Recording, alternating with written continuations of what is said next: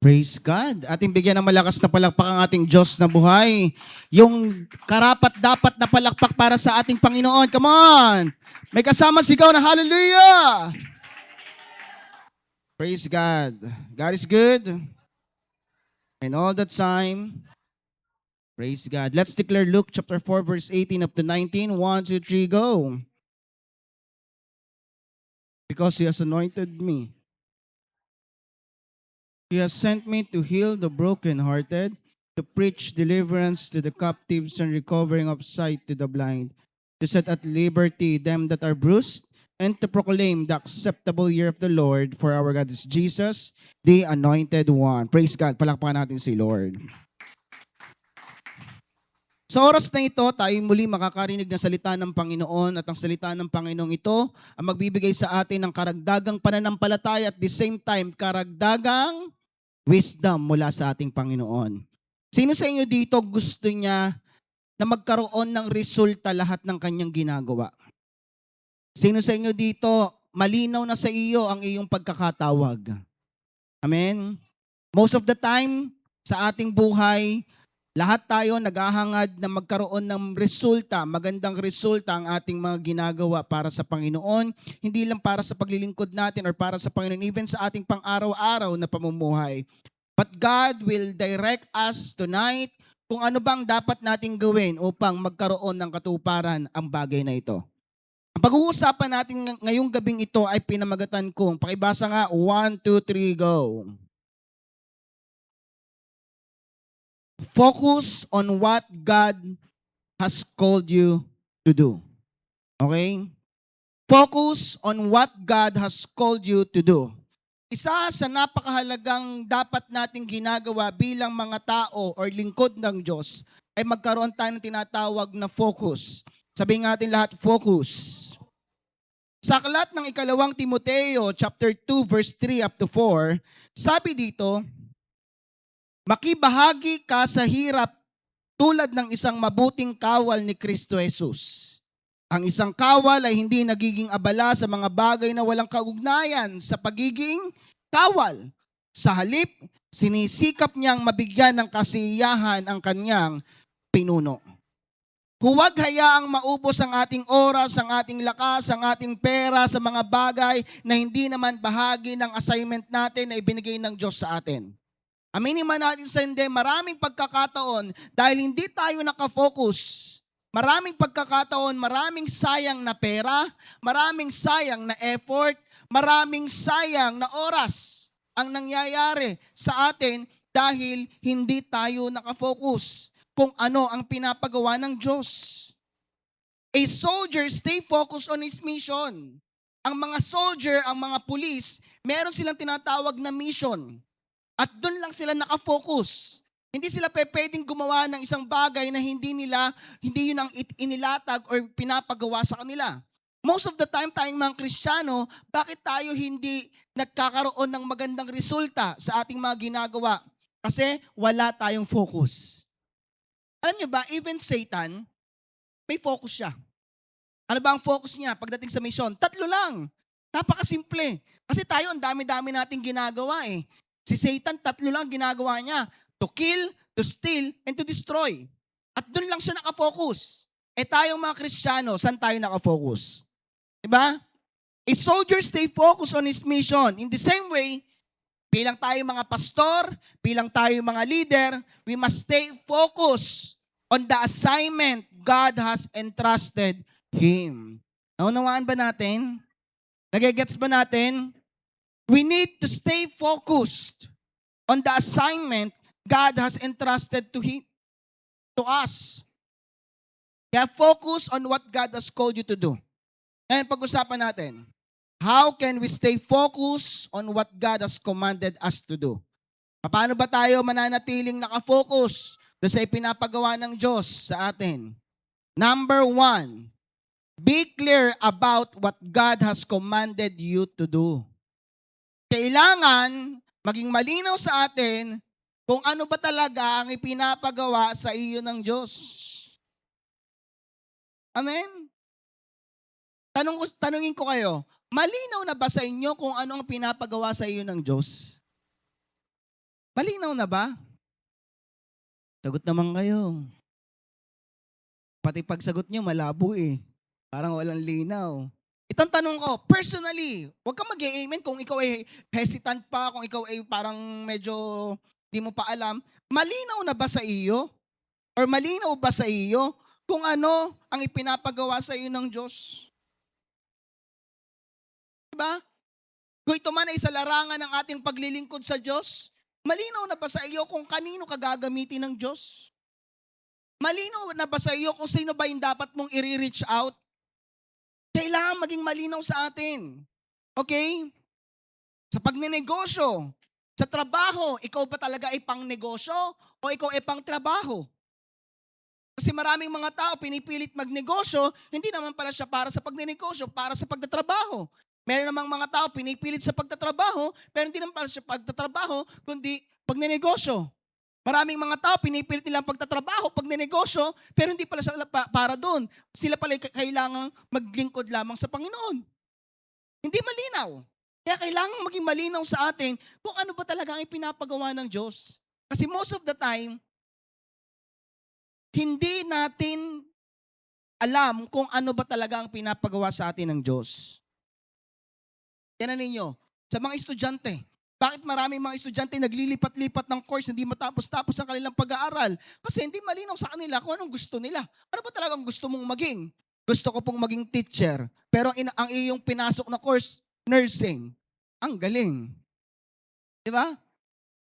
Ano ba talaga? Kailangan maging malinaw sa atin kung ano talaga ang gusto natin. At higit sa lahat, maging malinaw sa atin kung ano ang ipinapagawa sa iyo ng Diyos. Amen? Amen? Kasi hindi mo magagawa ang pinapagawa sa iyo ng Diyos hanggat hindi malinaw ito sa iyo. Lucas chapter 4 verse 42 up to 43. Nang mag-uumaga na, umalis si Jesus at nagpunta sa isang ilang na pook. Hinanap siya ng mga tao at nang matagpuan ay pinakiusapang huwag muna siyang umalis. Subalit sinabi niya, dapat ko ring ipangaral sa ibang mga bayan ang magandang balita tungkol sa paghahari ng Diyos, sapagkat iyon ang dahilan kaya ako sinugo. Malinaw kay Jesus Christ ang kanyang misyon. Okay? I mean, sometimes in our life, wala tayong makitang resulta. For example, sa paglilingkod na lang muna natin kay Lord. Wala tayong makitang magandang resulta sa ating ginagawang paglilingkod kay Lord. Bakit? Kasi hindi pa rin talaga malinaw sa iyo kung ano ang ipinapagawa sa iyo ni Lord. Kasi kapag malinaw sa iyo ang ipinapagawa ng Diyos sa iyo, alam mo kung saan ka magfo-focus. May mga batang pumunta sa iyo. Ay, dami mga bata to. Sayang, sige, ako na mag-aalaga dito. Ay, ang pinapagawa sa iyo ang i-reach out mo, mga matatanda. Alam nyo, magsasayang ka lang ng effort, ng oras, ng pera, dun sa mga tao na yon at wala kang magiging resulta. Bakit? Hindi naman niya pinapagawa sa iyo eh. Kasi darating yung time, lahat tayo haharap kay Lord. At isusulit natin sa Panginoon, hindi kung ano yung ginawa mo na gusto mo, kundi yung ginawa mo na pinapagawa sa iyo ng Diyos. Hindi mo pwedeng sabihin na, Lord, ako po ay naging Sunday school teacher. Eh di ba, ilang beses na akong nag-convict sa iyo na ikaw ay magiging youth pastor. Eh bakit nag-focus ka sa mga bata? Eh doon po ako masaya. Alam ninyo, makinig kayo mabuti dito. Hindi dahil doon ka masaya, hindi dahil yun yung marami, yun na yung gagawin mo.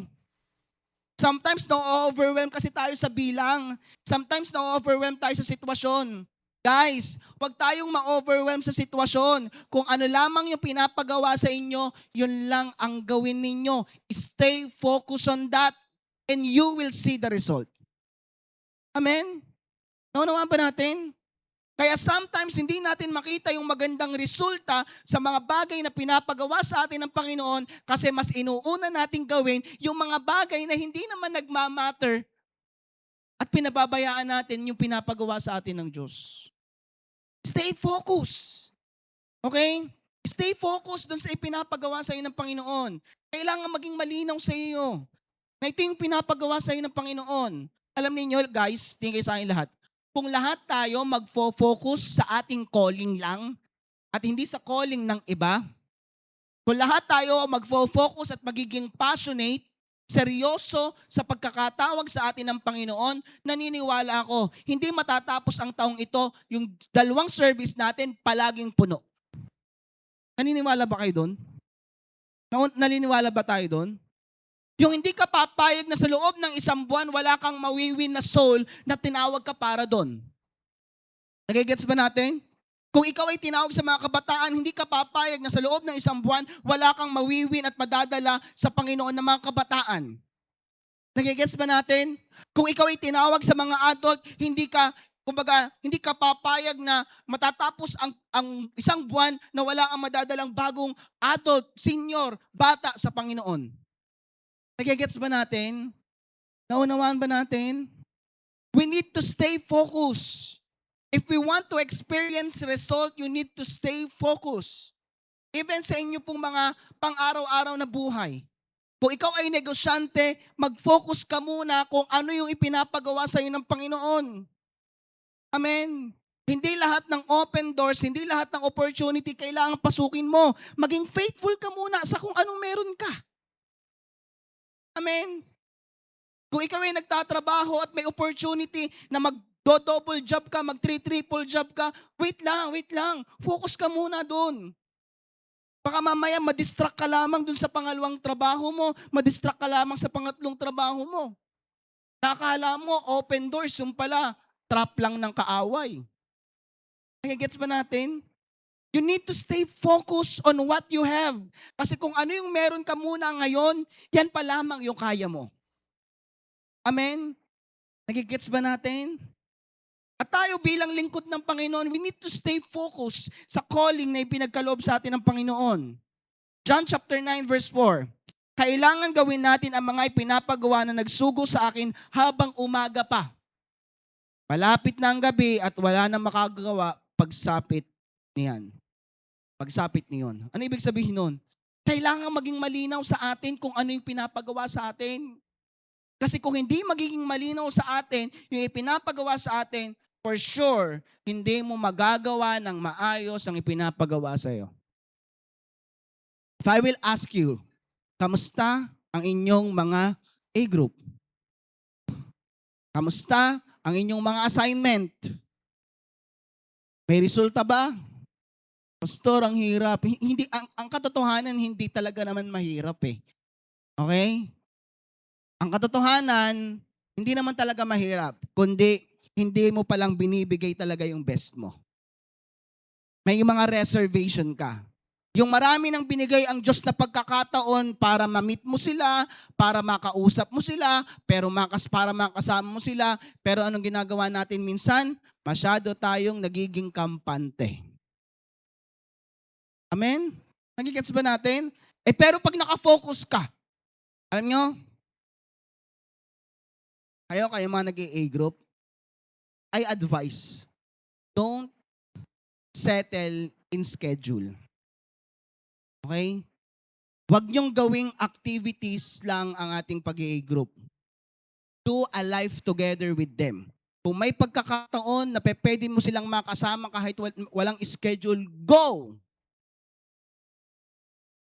Go with them. Be with them. Amen? Hindi yung lagi nakaschedule. Wala naman po kami schedule ngayon. Ang daming pagkakataon ngayong araw na to. Bakit hindi mo ginawa?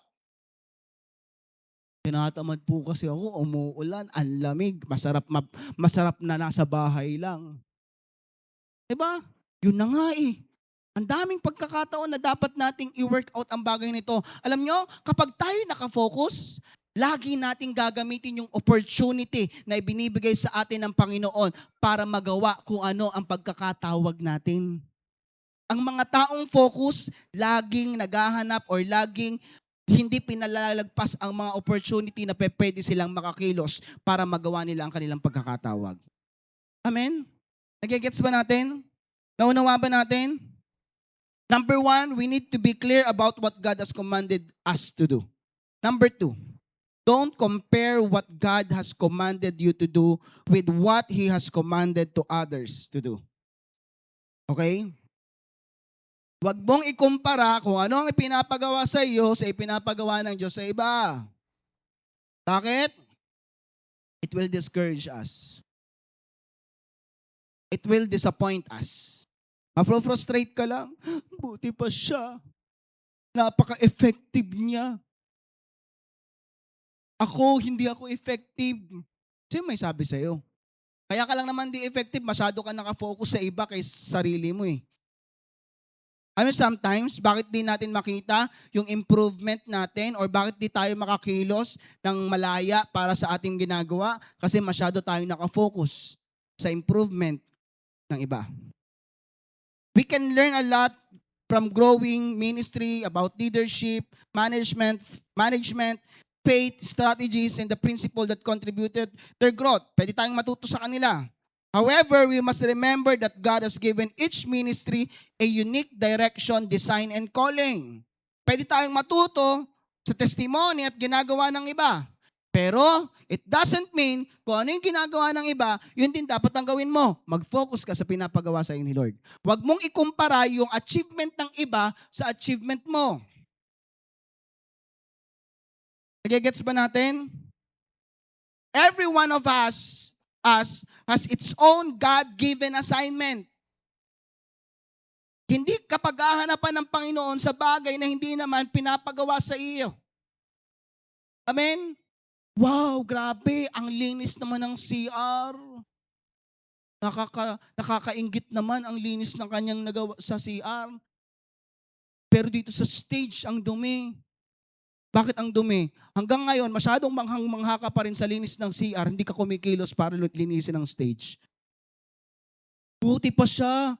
Ang daming provision ng panglinis. Ako wala. Bakit ka bibigyan ng provision? Wala ka namang ginagawa. Sometimes, don't expect provision from God kung wala ka namang ginagawa. Sipagan mo kaya ang paglilingkod mo kay Lord. Tingnan ninyo, may mga darating na blessing na hindi mo ine-expect. May mga naka-experience na niyan. Maraming makakapagpatotoo niyan. Si Lord kasi hindi ganito kumilos. Lord, bigyan mo muna ako, saka ako kikilos. Kumilos ka muna at si Lord ang bahala sa'yo. Amen? Kumilos ka muna, ipakita mo muna kay Lord na seryoso ka, desidido ka talaga sa ipinapagawa ng Diyos sa iyo. Kasi kapag nakita niya yon, na very passionate ka sa paglilingkod mo sa Panginoon, sa pagwiwin mo ng soul, sa pag-aalaga mo, hindi mo na problemahin yung pera. Hindi mo na problemahin yung ibang mga bagay. Mamaya, tatapik natin yan. Every ministry has its own God-given assignment. Every one of us has its own God-given assignment. Just as not two fingerprints are exactly alike, not two ministry are exactly the same. Okay? Hindi ko parehas kayong tinawag sa youth ministry, parehas na parehas kayo. Meron pa rin kayong distinction kung parang sang youth ministry ka ba, sang kabataan ka ba, tinawag ng Panginoon. Baka ikaw ay sa mga kabataang hindi nag-aaral. O ikaw naman mga kabataan mismo mo sa school. Nagigets ba natin? God does not expect you to copy another ministry or another calling. He expects you to be faithful to fulfill the assignment He has entrusted to you. Ang gusto lang niya, maging faithful ka. Gawin mo yung pinapagawa sa ni Lord. Don't compare your achievement sa achievement ng iba. Naunawa natin? Nagets ba natin? Sa halip na mag-focus ka sa iba, sa ginagawa ng iba, why not? Mag-focus ka na lamang sa sarili mo, sa pinapagawa sa iyo ng Panginoon. Learn from others, but don't compare yourself with them. Matutunan tayo sa kanila. Okay? Stay faithful to the work God has called you to do. Stay faithful. Gawin mo, galingan mo. Kung ikaw ay tinawag sa mga bata, galingan mo. Hindi ka papayag na hindi dadami ang mga bata. Ganun dapat. Gagawa ka ng paraan para dumami ang mga bata. Marami kang mailapit na bata sa Panginoon. Gagawa ka ng paraan para maraming kabataan kang mailapit sa Panginoon. Gagawa ka ng paraan para yung mga backslider ay manumbalik sa Panginoon kung tinawag ka para doon. Gagawa ka ng paraan na yung mga young professional, yung mga nagtatrabaho ay mailapit mo sa Panginoon. Gagawa ka ng paraan na yung mga nanay, yung mga tatay, mailapit mo sa Panginoon. Magiging intentional ka sa lahat ng iyong ginagawa. Like ko sinasabi ito, prayer is powerful with faith. But prayer with faith is not enough. We need works. Faith without action is dead. Kahit mag-pray tayo na mag-pray na, Lord, padamihin niyo po ang mga adult dito sa church. Kahit lumuha ka pa dyan ng dugo, hindi dadami ang adult hanggat hindi kumikilos ang mga adults. Hanggat hindi kumikilos ang tinawag para sa mga adult. Hanggat hindi kikilos ang mga tinawag para sa mga kabataan. You know your calling and focus on your calling. Kasi, if God called you to do that, God will anoint you and enable you na magawa ang bagay na yan. The Lord will empower you na magawa ang bagay na yan. Nagigets ba natin? Ang kailangan mo lang gawin, kumilos. Sino sa inyo dito, to be honest, hanggang ngayon may mga ini-invite pa din? O tumigil ka na sa pag-i-invite? Diba? Ang hirap mag-amen kasi alam mo sa sarili mong hindi ka ganun ka-consistent mag-invite. We're expecting and we are praying na, Lord, papalugin niyo po ang ministry ng JA1 La Union. Pero ang tanong, ilan sa atin dito ang intentionally na nag-i-invite talaga? Ilan sa atin dito ang intentionally and passionately na talagang inaayos ang kanyang A-group? Ilan sa atin dito ang intentionally and passionately na gumagawa ng paraan na madagdagan ang kanyang A-group? Walang masamang i-empower ang ating mga A-group, pero kung matatagal na sila at hanggang ngayon sila pa rin ang hawak mo at walang nadadagdag sa iyo, there's something wrong. Ano yun, habang buhay mo na lang silang aalagaan? Kasi hindi natatapos sa pag-aalaga. Ang lahat, kailangan nating i-disciple ang ating mga alaga para magamit din sila ng Panginoon para makapag-win din ng soul at makapag-alaga. Don't stop sa pag-aalaga lang. Don't stop sa pagpapakain lang. Amen? Hindi dahil may alaga ka na, kampante ka na, at least may alaga ako. Pag tinanong ako ni tatay, ilan ang alaga ko? Meron akong 5 alaga. Ilang taon mo ng alaga yan? 10 taon. Grabe naman yung 10 taon mo. Di ba parang nakakahiya naman kay Lord? For example, ito not to condemn you, but to challenge you. Yung ilang taon ka ng pastor, ilang taon ka ng leader, pero sa loob ng ilang taong pagiging pastor at leader mo, pag tinanong ka, ilan ang inaalagaan mo? Ako po, 5 taon na po akong leader, ang inaalagaan ko po 3. Hindi ka pa nakaisa sa loob ng 1 taon? Di ba? Hindi ka man lang nakaisa sa loob ng 1 taon. Ikaw, ilang taon ka ng pastor? Ako po ay 3 years ng pastor. O ilan ang hawak mo? Ang hawak ko po sa A-group or sa outreaches po namin ay 10. Nung nagsimula ka, ilan ang hawak mo? 10 po. Nung ngayon nga, ilan ang iyong 10 pa rin. At least, nanatili ang 10. Diba? Parang, hindi pa tayo na-challenge na, Lord, hindi ako papayag ng ganito. Because hell is real. Alam nyo, kailangan nating, ayoko kayong ma-motivate na mag-win ng soul dahil because hell is real. Mas maganda ma-motivate tayo na mag-win ng soul because heaven is real. Hindi dahil sa takot, kundi dahil sa meron tayong nakuhang magandang balita na gusto rin nating i-share sa iba. Hindi natin gagamitin yung masamang balita para takutin ng iba na sumama sa atin. Gagamitin natin ang magandang balita para i-share sa iba upang sila din ay makuha yung word ni Lord. At sila'y makarating din doon sa heaven. Diba? Nagigets ba natin? Kaya wag mo nang ikumpara yung iyong ginagawa sa ginagawa ng iba. Kung yung ibang tao or yung ibang kasamahan natin sa church ay nag-grow ang ministry, nag-grow ang A-group, nag-grow sila, be happy for them. Learn from them. But focus sa ipinapagawa sa iyo ng Panginoon. Kasi the moment na lagi mo kinukumpara, buti pa siya. Effective na pastor, ako hindi. Buti pa siya. May mga alaga ako, wala pa rin hanggang ngayon. Sa halip, nagugulin mo ang oras mo sa disappointment and discouragement, why not gumawa ka ng paraan para mas makapag-win ka pa ng soul? Amen? Ano sabi sa aklat ng 1 Corinthians chapter 3 verse 6 up to 8? Ako ang nagtanim, si Apollos ang nagdilig, subalit ang Diyos ang nagpapatubo at nagpapalago. Hindi ang nagtatanim mo na didilig ang mahalaga kundi ang Diyos. Laging tatandaan yan.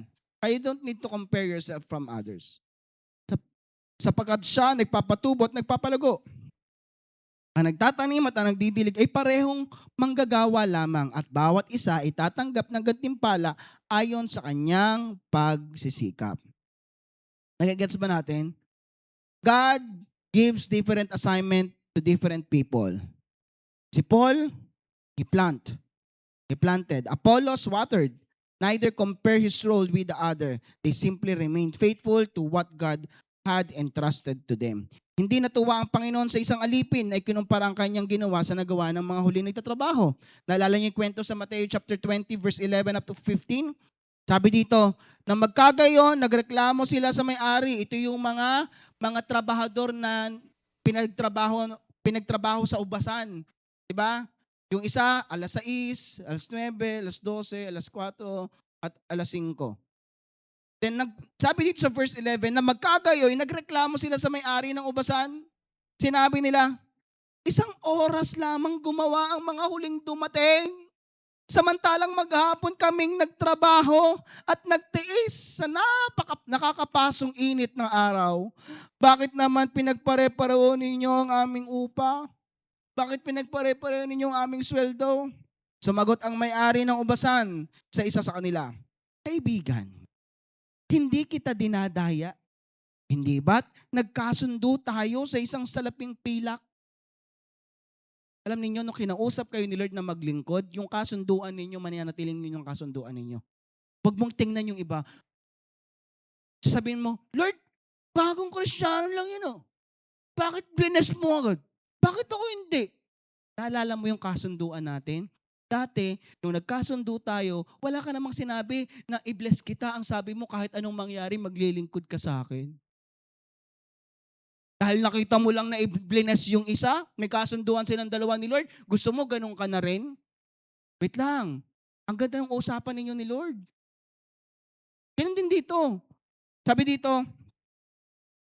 sumagot ang may-ari ng ubasan sa isa sa kanila, Kaibigan, hindi kita dinaya. Hindi ba't nagkasundo tayo sa isang salaping pilak? Kunin mo ang para sa iyo at umalis ka na. Ito ang lagi nagtatandaan natin. Wala tayong karapatang mag-demand or magreklamo or magtampo kay Lord. Ano sa iyo kung ibig kong bayaran ang nahuli ng tulad ng ibinayad ko sa iyo? Anong pakialam mo? Anong pakialam mo kung itong baguhan na to na naglingkod sa akin ay i-bless ko katulad din ng pag-bless ko sa iyo? Okay? Sabi dito, wala pa akong karapatang gawin sa ari-arian ko ang aking maibigan. Kayo ba'y naiinggit dahil ako'y magandang loob sa iba? Nagmamagandang loob sa iba? Guys, kung ikaw ay naglilingkod kay Lord, matagal ka nang naglilingkod, baguhan ka pa man naglilingkod kay Lord, alam ninyo, mas maging masaya tayo sa achievement ng bawat isa. Huwag mo nang ikumpara ang sarili mo sa iba. Kung lumalago ang ministry ni ganito, let us rejoice with them. Amen? Kung lumalago ang A-group nito, let us rejoice with them. Learn from them. Huwag mo nang ikumpara yung sarili mo. Amen? Kasi wala kang magagawa at matatapos kapag kinukumpara mo. We need to stay focused. Let us focus on what God has called you to do. And lastly, number 3. Don't let negative circumstances distract you. Yan. How to stay focused? Don't let negative circumstances distract you. Guys, mag-focus lang tayo kay Lord. Amen? Huwag mong hayaang madistract ka. Okay? May tinatawag po kasing nadidi-focus at nadidistract. Yung defocus, at least, may focus pa din. Okay, for example, ako, nakatingin ako dito sa camera natin ngayon. Na-defocus ako, napatingin ako dun sa media. Okay, at least nakafocus pa rin ako. Pero pag distracted ka, sa halip na nakatingin ako dito sa camera, yung ilaw. Yung lahat na lang nakikita mo. Uy, may tumayo. Uy, ang dumi dito. Yun ang distracted. Nagigets ba natin? Magkaiba yung defocus sa distracted. Pag defocus, napapunta lamang yung focus mo sa iba. Pero pag distracted, magulo ang utak mo. Magulo ang nangyari sa'yo. Okay? Huwag kang magpapadistract sa mga negatibong pangyayari o pagsubok sa paligid mo. Sometimes, ito rin ang nagiging dahilan kung bakit hindi tayo maka-move forward, makapag-press on. Ito yung pinapagawa sa atin ng Panginoon. Bakit distracted ka? Alam ninyo, ang trabaho, ang negosyo, ang pag-aaral, ang pamilya ay blessing mula sa ating Panginoon. Amen? Parang ayaw nyo pumayag. Amen? But don't let the things or person distract you to your calling. Amen? Lagi ko nga lagi sinasabi sa inyo, this must be our set of priorities. Okay? Si Lord lagi. Si Lord. Siya ang sentro ng lahat. Okay? Kapag si Lord, siya ang sentro. Okay? Siya ang sentro ng lahat. Then, pangalawa, ang gawain ni Lord. Okay? Ministry ni Lord. Okay? Inseparable yan. If you truly love God, if you truly value God, you will value what matters to God. And what is that? The ministry of God. Okay? So ano yan? Kumbaga non-negotiable na yan. So, kapag alam mo magsisimba ka, tapos sabi ng iyong mga mahal sa buhay, magmomol kayo, non-negotiable na yan. Mas mahalaga ang pagsisimba, ang paglilingkod ko kay Lord. Gets ba ninyo yung point? Okay, pangalawa, ano yung pangalawa na lagi ko sinasabi sa inyo? Ministry, pangalawa, family. Okay? Family. Non-negotiable na to. Hindi dapat pwedeng mapaltan si pamilya ni trabaho. Hindi pwedeng mapaltan si pamilya ng negosyo. Your family must your priority. Higit sa iyong negosyo, trabaho at pag-aaral. Kung mababangga, kung may pagkakataon na may pagpipilian, trabaho o pamilya, alam mo na dapat yan, non-negotiable na yan, pamilya. Gets? Bakit? Ang pamilya, kaya ka nagtatrabaho dahil sa pamilya. Amen? Nagigets ba natin? Kaya ka nagtatrabaho, nagnenegosyo para sa pamilya. Kailangan maging malinaw sa inyo yan. Hindi ka nagtatrabaho para yumaman. Kasi ang katotohanan, darating yung time kapag nagkasakit ka, kapag ka nagkaproblema ka, ang dadamay din sa iyo, hindi ang iyong trabaho. Kasi pwede ka nilang paltan. Gets ba ninyo? Bibigyan kang pera, pero pwede ka nilang paltan. Ang dadamay at dadamay pa rin sa iyo ang iyong pamilya, ang iyong asawa, ang iyong anak, ang iyong kapatid. Non-negotiable na dapat yan. Nagigets ba natin? At saka pa lamang yung pangatlo, yung pamilya, negosyo, pag-aaral. Okay? Kaya kung darating yung time na may pagpipilian, alam na ninyo pipiliin ninyo. Hindi na dapat to pinag-uusapan pa. Hindi na dapat to pinagtatalunan pa. Ay, trabaho ko, tapos paglilingkod ko kay Lord, anong pipiliin ko? Ang hirap namang pumili. Anong mahirap? Madali yan. Yung paglilingkod mo kay Lord. Nakikits ba natin? Naunawaan ba natin? Huwag mong hayaan na yung pamilya, trabaho, negosyo, pag-aaral mo, or anong mga bagay ang makapag-distract sa iyo sa pagkakatawag sa iyo ni Lord. Kasi as long na si Jesus Christ ang center ng priority mo, magiging maayos ang lahat. Amen? Amen ba? Huwag mong idadahilan yung pamilya mo kaya hindi ka makapaglingkod kay Lord. Sabi ko nga non-negotiable na 'to. Ang Sunday lagi kay Lord. Huwag niyo ng agawan ng ano, huwag naman na sana nating agawan pa, kumbaga, huwag naman natin sanang agawan pa ng panahon at oras at araw ang Diyos. Yung para sa Diyos, ibigay na natin sa Kanya yun. Amen? Almost iyo na nga lahat eh. Yung Sunday na nga lang hinihiling sa'yo ni Lord. Yung commitment mo na nga lang na paglilingkod kay Lord, oras lang yung hinihingi niya sa iyo, hindi buong 24/7 mo. 'Di ba? Nagigets ba natin? Huwag niyo ipagpapalit yung mga A-group ninyo, na commitment ninyo sa mga bagay na trabaho, na pamilya, or anything. Kasi commitment mo yan kay Lord. Soul yan. Diba soul din po yung family? Oo nga, pero nakakommit ka naman eh. Diba? Alam mong may A-group ka ng ganitong araw, mas pinili mong pumunta sa iyong sa ibang bagay. Alam mong meron kang commitment sa ganito, pero mas pinili mo ito. Nagigets ba natin? Don't allow anything or anyone distract you from your calling. Naunawaan ba natin? Nagigets ba natin? Most of the time, distracted tayo. Di ba like ko sinasabi sa inyo, isa sa paraan para masimulan mong makita yung resulta ng iyong ginagawa is consistency. Kasi once na hindi ka na naging consistent, mahihirapan ka na. Mahihirapan ka nang makita ang magandang resulta. At alam nyo ba, kapag walang consistency, yung mga inaalagaan natin, yung mga tinuturuan natin, yung mga taong ibinigay sa atin ni Lord na ating kailangang alagaan, mawawalan na rin sila ng gana sa atin. Bakit? For example, ikaw na nga yung nag-schedule. For example, every Tuesday may gawain tayo, every ganito. Tapos kinancel mo lang ng kinancel. Nang wala namang valid reason talaga. Hindi mo alam that time yung alaga mo, very excited ako. Cancel. Amen? Kaya nga sometimes nga, magkaroon tayo ng, wag laging schedule. Hindi ko naman ibig sabihin na kung meron na kayong schedule na napagkasundan, okay lang yan. Pero wag lang lagi tayong bumase sa schedule. So may mga opportunities na pwede natin sila makasama, please, samahan din natin sila. Amen?